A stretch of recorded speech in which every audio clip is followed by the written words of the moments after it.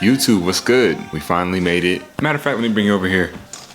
That's better, right? We'll stay with this. We finally made it here on YouTube. Round of applause. Yes, thank you very much. Yes, we made it. But in all seriousness, I'm happy to be here. I'm happy to bring more content to you all. I'm happy to bring more value in places where I can. And I think long form is another way that we can do that. But before we get into all that, you know I gotta do all the YouTube things now. So if you're liking this video so far and you wanna see more things like this, drop a like on this video, leave a comment, and definitely subscribe because I'm gonna have a lot more coming this year. But now we could get into today's video. This is gonna be more of like a what I eat in a day / daily vlog type video, just to show you how I approach the plant-based lifestyle in my day-to-day life, what I eat in a day that keeps me fueled, energized, and feeling good, prioritizing digestion, prioritizing whole foods, and ultimately listening to your body. So you can call that like intuitive eating. And with that, to start the day, I always start my day with a smoothie. I always start my day with fruit or some sort of hydration, something really easy, something really light, something to just get the digestive system going. And you're prioritizing hydration first thing in the morning, which is most important. You know, we go to sleep for 8 hours, or at least we should be sleeping for at least 8 hours. Talking to myself too, because I do be up late. That's the fastest state we go through the night. So when you wake up, we are dehydrated, and that's probably the first thing that you want to aim for getting up in the morning. And no matter what lifestyle you follow, prioritizing hydration is a major key that anybody can benefit from. So I start my day with this, and then on days I'm more active or I'm going to work out, I'll follow that up with a little protein shake, if you want to call it that. Just a scoop of protein and some plant milk or some water that will amp up my protein intake for the day, as well as what I get in my one cooked meal later in the day. I don't do the protein shake every day, and I'm really not one that counts calories or macros, but we're going to get more into that later because I'm going to be answering some of your guys' questions here. Just a little Q&A to get acclimated, to get introduced to the new platform, you know what I mean? And I'm excited to get into that. But for now, we've got a little bit of work to do. Who hit the club, niggas cops full of jealous. We in the bag and we bugging the T.I. And I'm in a bad bitch and I got in the div. Oh yeah, I'm still saying this bitch knows like, is it all right? She gets down. And now it is time to eat. It's about 5:30 now, and usually between 3 to maybe 6 p.m. is when I have my one cooked meal for the day. If you follow me on the gram, you know I love my bowls. I do a bowl a day, and that's really a lifestyle for me. Every time I'm having a cooked meal at home, it's usually some type of bowl. Sometimes I make every element from scratch. Sometimes, well actually most of the time, I use a lot of leftovers that are just around the house, stuff that I made from previous days, easy vegetables I can just steam real quick. It's not too much of a process, but I also enjoy the process. So even if I have an idea for a component I want to make as I'm making the bowl, I'll go ahead and do that. It doesn't have to be super labor intensive. You can make sure you're getting all your key nutrients and components in one dish, and you get to have a bunch of different flavors, textures, and tastes on the plate, which is my favorite way to eat. So let me show you what I'm having today.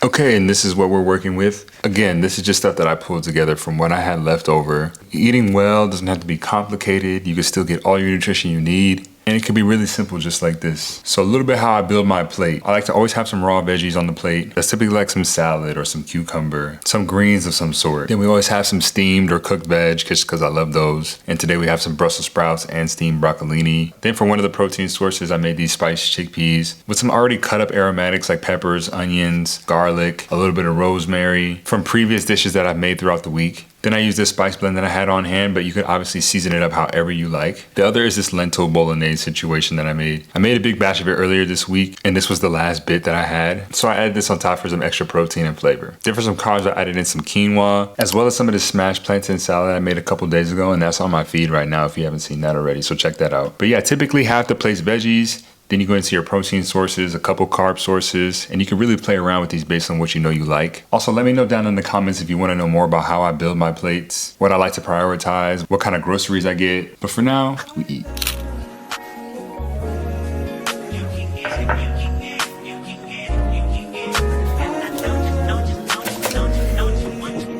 Every second, every minute, man, I swear that she can get it. Say it, you a bad bitch, put your hands up high, hands up high, hands up high. Tell them dim the lights down right now. Put me in the I'm talking about dark room perfume. Go, go. I recognize your fragrance. Hold up, you ain't never gotta say shit. And I know your taste is a little bit high maintenance. Everybody else basic. You live life on an everyday basis with poetic justice. Poetic justice. If I told you that a flower bloomed in a dark room, would you trust it? I mean, I write poems in these songs dedicated to you. And you're in the mood for infinite blood in my being. Better yet, with your friends and them. I really wanna know you all. I really wanna show you all. Fuck God, pour up plenty of champagne.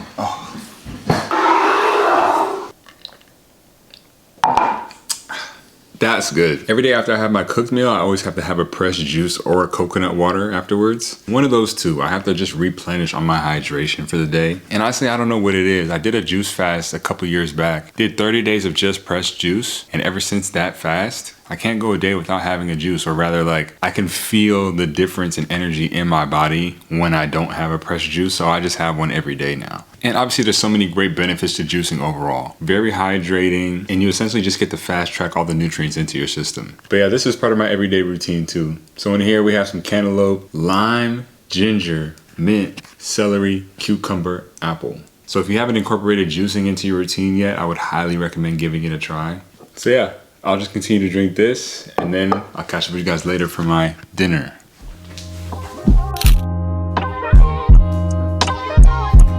Love yours. No such thing. No such thing as a life that's better than yours. No such thing as a life that's better than yours. Love yours. No such thing as a life that's better than yours. No such thing. Heart beating fast, let a nigga know that he alive. Fake niggas mad, snakes in the grass, let a nigga know that he arrived.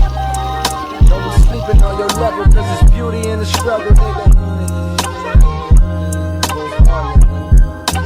It's beauty in the struggle, nigga.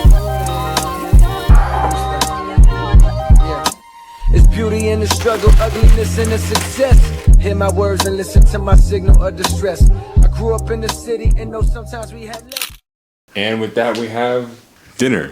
Now, but typically for the last meal of the day, I like to keep it really light, or lighter per se. Just because towards the end of the night, as I'm winding down for bed, getting ready to rest, I want my digestive system to do the same. To be eating 3 big cooked meals throughout the day, it just puts a lot of pressure on the digestive system. And that's kind of why I eat the way I do. I want to optimize energy, prioritize digestion, and ultimately feel good. And this is just the rhythm that works best for me. I've tried a bunch of different things over the years, and somehow organically I found myself here. And there's always adjustments that could be made. If I eat heavier earlier in the day or later in the day, I'll kind of swap out one of the eating slots just so I can fit my natural rhythm as close as possible. Meaning, like, if I know I'm going out for dinner plans, I'm gonna eat a bigger, heavier meal in the evening, I might keep it lighter throughout the day. Or if I know I'm gonna be really active in the day and might not have a chance to get a bigger cooked meal like how I usually do in my normal slot, I'll mix some things around, eat a little bit more here, eat a little bit less there. But all the while, I'm really just listening to my body and responding to what I know feels best. And that includes having one of these every night. So that's what I eat in a day. Now let's get to some of these questions. Okay. It's the next day, so it's time for the Q&A. I really wanted to do this because I thought it could serve as an introduction to the channel, or maybe a reintroduction if you've been following for some time. But either way, I want to get more in depth about things. So let's get to it. There were a lot of great questions. Some might be repeats, and I may not get to all of them, but I'll do my best. First question that came in is, I would love to know what equipment you use for filming, editing, etc. So this camera I'm using right now is a Sony a6400. I've been using it for about 4 or 5 years now. It's treated me well, it's good all-purpose. I'm not much of a camera guy, to be honest. I don't know about all the details and all the features. Like, I'm learning to do what I know I need to do for the content that I want to make. So I'm not like too in-depth about that stuff, but I have learned a few things here and there as it pertains to like my goals, if you will. Anything else, like I usually just use my phone. You know, obviously the iPhone cameras are pretty good. It's great for when I'm on the go and stuff like that. I have been interested in those DJI? Hold on, let me look it up real quick. DJI Osmo Pocket. I've been interested in that one because I think it's more like low profile. You can still get same quality or similar quality clips as you would get on a camera like this. And it's maybe a little step up from the iPhone. So I don't know. I may get one of those, I'm not sure. But right now I'm using Sony a6400 and my phone. For editing, I've used a lot of softwares over my time. I've used Adobe, I've used Final Cut. I'm using CapCut Desktop now. I really like that one. It's really user-friendly, but it also has enough intricacy and enough advanced features to produce higher quality content. So I think it's a good middle ground between an Adobe or a DaVinci that's really technical overall and a Final Cut that's a little more user-friendly. That's the one I like to use. Will I have it for much longer with all this TikTok ban stuff going on? I don't know. I hope so, please, because I don't want to go back to any of those other softwares. Next question, I'm intimidated about cooking tofu. Could you provide some instructional videos? I don't actually eat tofu. Fun fact, you know, plant-based guy, vegan guy, doesn't eat tofu.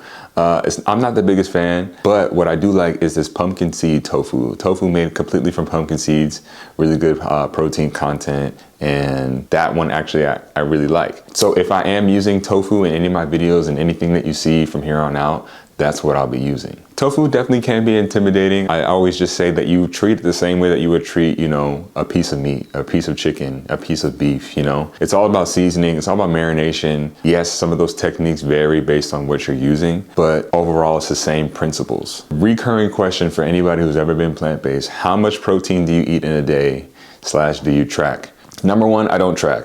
I don't track any of my calories. I don't track any of my macros. I don't track anything like that. As I said previously in this video, I really like to eat more intuitively. Obviously, that doesn't mean I'm like shirking all my nutritional needs. I still eat well-balanced meals, and I've kind of just found that through trial and error as opposed to tracking all the calories and macros. I used to do that, and it just became really stressful having to input every ingredient into like a tracker and measure it all out, and I don't know, it just didn't work for me. I could definitely see it being more of a thing if you have a really specific lifestyle, like if you're an athlete really into weights and trying to put on muscle or put on weight, or trying to really lose weight, you know, those specific tailored goals like make more sense for you to be tracking everything. But for me, as somebody who's just generally active, understands their body, eats intuitively, it's just not my approach. This one's kind of a play off the last question. With how healthy you eat, do you track calories? Do you indulge in snacks / junk? So I already answered the do I track part, but do I indulge in snacks / junk? I don't know if I've ever been a really big snacker. I'll have some stuff every now and then, but if I am snacking on something, I wouldn't say it qualifies as junk, you know? So I try to find things, try to find sweets, trying to find snacks, trying to find treats that are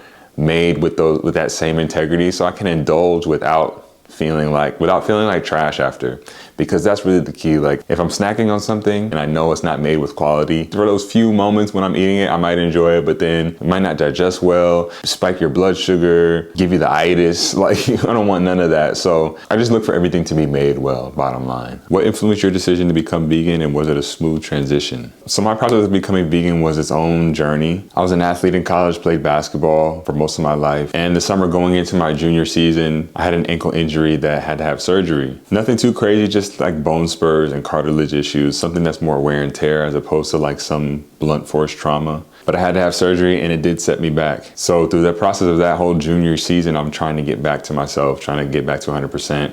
I even came back maybe a little earlier than I should have, just to let my body adjust. So because of all that, I wasn't healing in the best way, so I had to make some adjustments as to how I was approaching my recovery. And it was an integrative process. I got more treatments from my doctor who performed the surgery, as well as started making lifestyle changes. One being some of the way that I trained, strengthening different muscles, focusing on different aspects of the body as opposed to just squatting or benching very heavy weight. Then I also started to consider how food might affect the body. A family friend of ours who was an NBA trainer, he was vegan. And he was saying that I should try it and see how I felt. He was telling me all the different benefits, how it can reduce inflammation in the body, help healing, all that kind of stuff. And around this time, I was going through what you might call like a spiritual awakening. Started tapping into deeper levels of myself, of my consciousness, what was really affecting me, becoming really aware of what I was consuming, not just food-wise, but media, people, just the environments that you're in and how it all can affect the way that you think and you feel. That all started to pique my interest on some level, and then our family friend came along and suggested that I try this. So